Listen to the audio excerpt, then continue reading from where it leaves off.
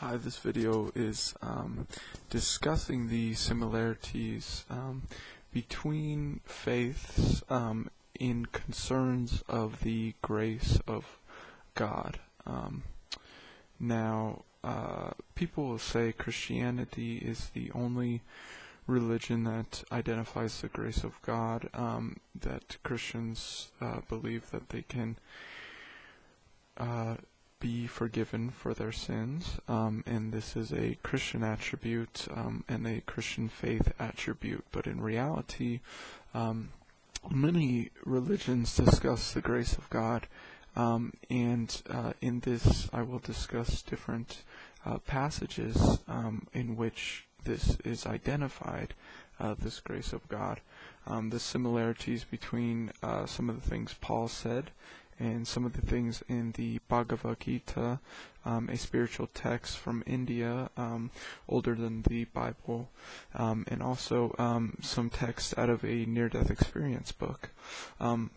So the first thing I will read is out of the Bhagavad Gita, and this text here is the personal God, God's personal form, discussing with a man, Arjuna, his nature and the nature of his grace.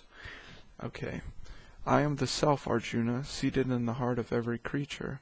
I am the origin, the middle, and the end that all must come to. Those who worship me sincerely with their minds and bodies, giving up their whole lives in devotion, find me in their heart's fulfillment.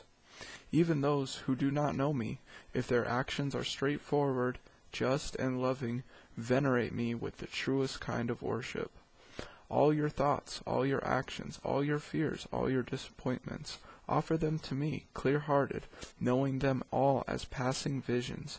Thus free yourself from bondage, both good and evil karma. Through your non-attachment you embody me in utter freedom. I am justice, clear and impartial, favoring no one, hating no one, but those who have cured themselves of selfishness, I shine with a brilliance. Even murderers, rapists, tyrants, and the most cruel fanatics ultimately know me through my redemption, through my love, if they surrender to my harsh but healing graces. Pass through excruciating transformations, they find freedom, and in their hearts they find peace within them. I am always with all beings, and I abandon no one. And however great your inner darkness, you are never separate from me. Let your thoughts flow past you calmly. Keep me near at every moment. Trust me with your life, because I am you more than you yourself are.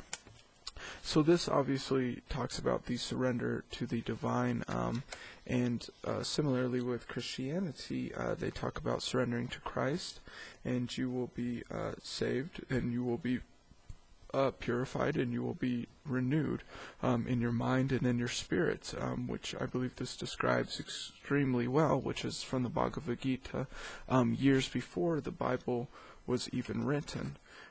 Here is another verse. This is out of the Bhagavad Gita as well, and it is the 18th canto, 66th verse, and he says, abandon all varieties of religion and just surrender unto me. I shall deliver you from all sinful reactions. Do not fear. And of course, religion is good because that's how we find out about God. But with this, he is saying that just surrender to me. This is the most important thing. And I will, quote unquote, I will deliver you from all sinful reactions. Do not fear, which is similarly to the Christian doctrine of surrender to Christ, and you will be forgiven from sin, and that you will be saved.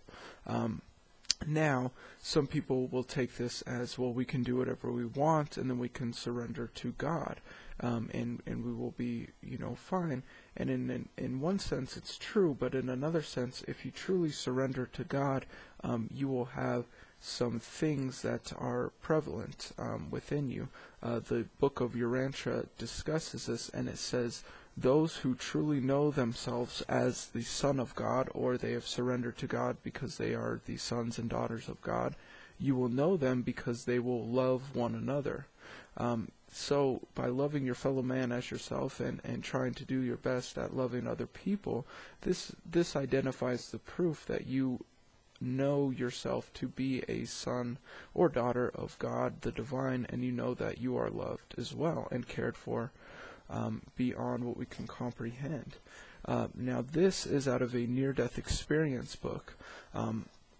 Despite the light's unusual manifestation, however, not one person has expressed any doubt whatsoever that it was a being of light.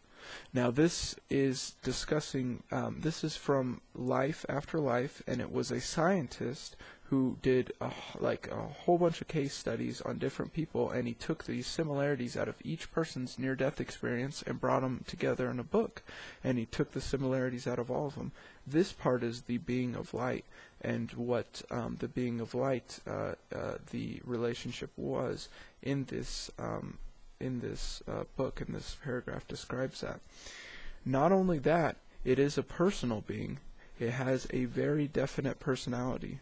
The love and warmth which emanated from this being to the dying person are utterly beyond words, and he feels completely surrounded by it and taken up into it, completely at ease and accepted in the presence of this being.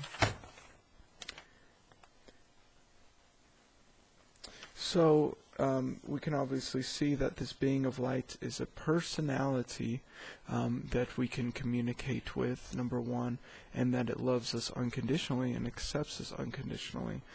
It also likes us to be selfless in our actions and do things for others as he does for us.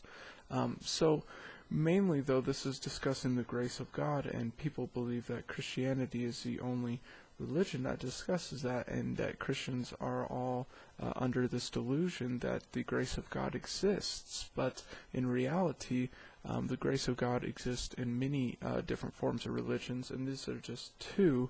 And of course, that's a near-death experience, not really a religion, but this is just two. But there's definitely other religions who describe this same basic principle of surrendering and loving and worshiping God, and being forgiven from past sinful reactions. Thank you.